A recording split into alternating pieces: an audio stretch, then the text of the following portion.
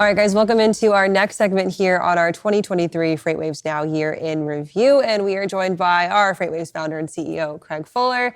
And Craig, I love doing this with you to end the year because I think it gives just this great perspective on where we sit from a founder side of things and also where you're at in your headspace for what 2023 brought. And when we did this last year, we were kind of trepidatious, I think, headed into 2023, right? That was a good word for it. Trepidatious but certain. Now we've come through 2023. How do you feel sitting here this year? Well, I don't think this has been a fun year. There was a headline Joe Anishak wrote, is like, this has been a pretty miserable year for everybody. Yeah. And I think that's true. I think, this is a year where, regardless of where you sit in the freight ecosystem, it's been pretty challenging. I mean, you've had carriers have obviously struggled, brokers have struggled. We've seen bankruptcies, venture-funded technology companies have struggled. Shippers may have gotten the benefit of cheaper rates, but also there's been so much uncertainty in their own businesses that I don't think supply chain professionals that run these supply chains have certainly would say that 2023 has been a victory for them. Yes, they don't have they're not pressing the panic button like they were last year or 2 years ago, but they're also not getting the love and attention that they were a couple of years ago. It's interesting because in many ways, it's reverted back to where we were before, where supply chain professionals are not as important as perhaps they were because the pressures are off of them. So it's been a pretty miserable year. I think we're all looking forward to putting this year behind us and moving into next year where things should be more positive. I feel like it was kind of like a survive and advance mentality, right? Like if you can make it through the struggles that we're seeing, we can at least take a little bit of a breather moving into 2024 with the hope that something's going to be a little bit better. And like I mentioned, we were here kind of last year talking about how we were watching these headwinds start to really materialize. And a lot of the industry, I think, didn't really buy into that mindset until kind of the first quarter, maybe even the middle part of the second quarter. Do you think that there was an oh crap moment, for lack of better terms, that the industry went through where they realized this is real and this is very, very impactful? Yeah, I think generally the industry, it depends on where you're at in the industry, but I think there was a lot of folks that were hopeful that the year would end up better than what we were saying, but even perhaps what others were saying. And I think what they learned is that this freight recession, as we've described it, is very long and deep. And I don't think anyone thought it would be as challenging and as long, including us. If you'd asked us a year ago, we certainly weren't thinking it would be a 12-month story. I think we were optimistic that the second half would turn around. And there were periods of optimism throughout 23. Even in January, we saw better volumes than we anticipated. And that sort of gave us pause on this idea that the freight, in many ways, I think in January, we were thinking, hey, we're done, we're through the worst of it. That wasn't the case. And then in the summer, we had a couple of moments where the summer was better and it sort of ended. And then we had this sort of third quarter pause, and fourth quarter was, October was challenging, and now we're better. So it's been a lot of fits and starts as the market has reset. I think next year, I'm bullish from the perspective of, I think the worst is over. I think there's a lot more optimism about where things can go.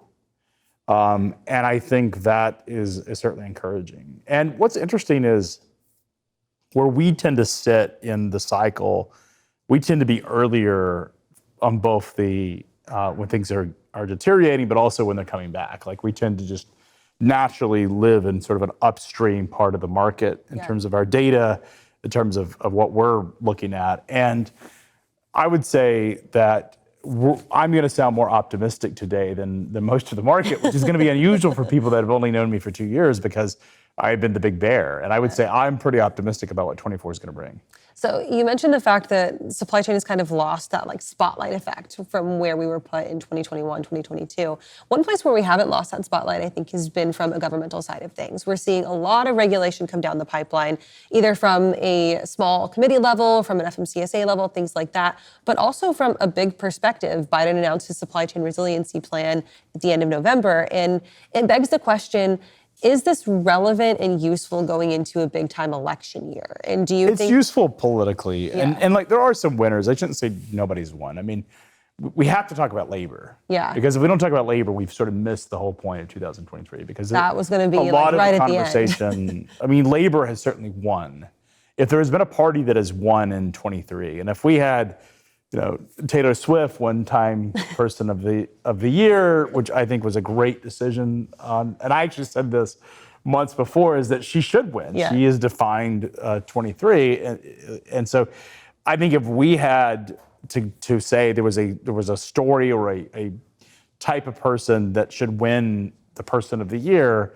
And remember, Hitler won person of the year from Time. It's just that the stories become about you. Right. So we're not taking sides in this labor conversation, but I think labor certainly won out this year across the board. And if there was a winner, it was labor in 23. And so I think when it relates to government, government policies are dangerous and can be very effective. It's a blunt force. They can do things that dramatically change the way the market operates.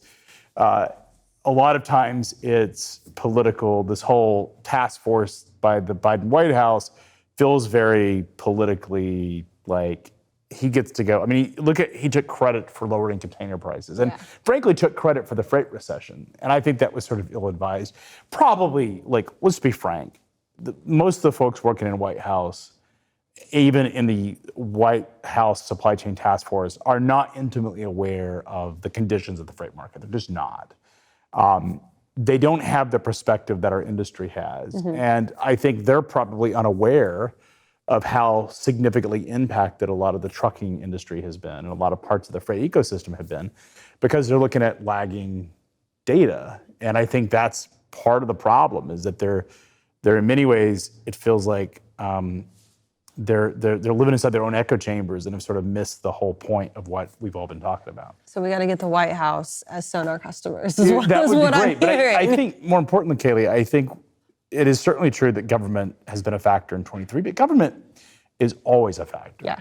And even when Donald Trump was in office, he was a factor in a very different kind of way. Like his policy changes were not so much on regulation of the domestic supply chain and trucking industry, but more on changing trade policy, of putting up tariffs and causing disruptions in his own way. And so I think the government's a factor in every single year. And I think if we were to say that there is a primary factor of driving volatility and issues in the market, the government would rank as a number one or number two player in almost every year. Yeah. I think this year, the part of the government that probably truckers, the industry should be paying attention to, but probably we give too much credit to the president and I think generally, this is true no matter who's in office, we tend to give way too much credit to an administration in terms of its impact on the industry and not enough credit to the Federal Reserve, which has a far greater directional impact to the state of our market than the president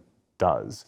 And the reason being is that they control the currency of the industry, of the whole economy, and that obviously impacts everybody. And we've seen, what's interesting is earlier this year, we were talking about very aggressive rate increases, which we've had, and now we're ending the year yesterday. This will come out in like a week, I think. Yeah. But we now have ended the year with a different conversation because Powell said, hey, they're going to reduce rates next year. And I think that's a pretty positive thing. And then we'll recap of this, of course, next year when we sit here and have this conversation. Yeah, it'd be interesting to go back and look at what we said last year because I don't recall what we were saying a year ago. I mean, I do this so often.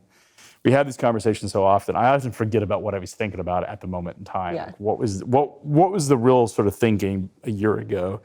I do think that we were probably more optimistic about 23 than perhaps it deserved. Yeah, so really quickly before we round this up, I want to touch on the value of alternative media that 2023 has brought forward to us. Of course, we've talked about the freight creator space and seen this kind of explosive growth in people doing freight podcasts, and we have the whole entire meme ecosystem, everyone that's on Twitter, formerly, or X, formerly known as Twitter, and we have this big alternative media that's almost kind of grassroots. We have a lot of drivers who are getting this platform for the very first time, a lot of folks who are in the industry saying, these are my real life experiences from my mouth with my words. Here's this to back it up. Do you think that this is maybe kind of the future of a very, I guess, integrated but connected community is this alternative freight media. Yeah, I mean, it's always been there. Facebook has been a primary spot for drivers. There've been driver groups and that have popped up over the last decade. There's been message boards back when I was sort of active in trucking, back in the early 2000s, there were message boards. This is just a sort of a newer generation of it that now is on X. The reason, you've got TikTok, you have YouTube, you have X, you have LinkedIn, all of these, and Facebook's still there. You have all these things sort of happening all at once. And I think the reason it feels new is because it's a new form of medium. I'm not a big TikTok user. I have a TikTok account, but I've been on 4 times. I delete it because I'm worried about the Chinese spying on me. You're literally just gonna get your For You page would be all Taylor Swift. I'm telling you, it would be all Taylor Swift. Well, airplanes and other things, but I delete it because I'm I don't know what they actually do with how are they harvesting my data. Yeah. And but I think it's interesting because I think we certainly have seen a new group of folks on X, formerly known as Twitter, sort of come about and created this sort of creator economy, but it's always existed. And I think this is a new generation of it. I do think it's interesting because what's very unique about Twitter, X, is that you have different audiences that you don't get in other social media platforms from an engagement standpoint. Facebook is very siloed. You're either in trucking or you're out of it. You're not interested in it.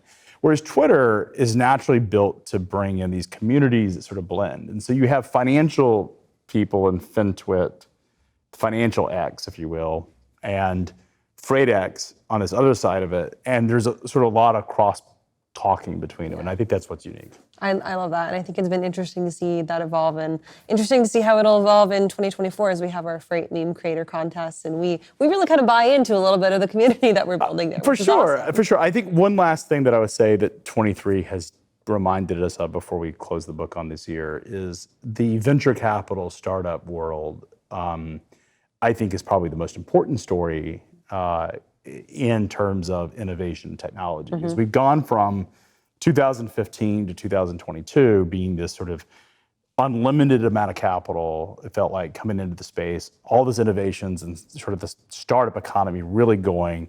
Supply chain as a thesis was very investable.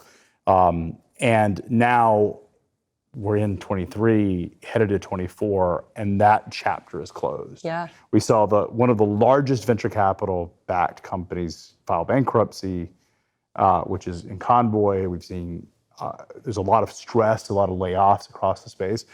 Anyone who's running a venture-backed company is sort of miserable right now, because even if your business is doing okay, you're not seeing, you're sort of wanting something new to happen. You're wanting the market to reset. Yeah. And I think that will be an interesting story as we move into 24. We will continue to see more bankruptcies, but the question is, how long is it going to take before we start to see a more hope and optimism among founders? Well, as always, I wish we had unlimited amounts of time, but we will be back again for the same conversation in just about a year. Craig, thank you for joining us. Appreciate it, Kelly. And of course, we can find you many places, but FreightX is the one to go.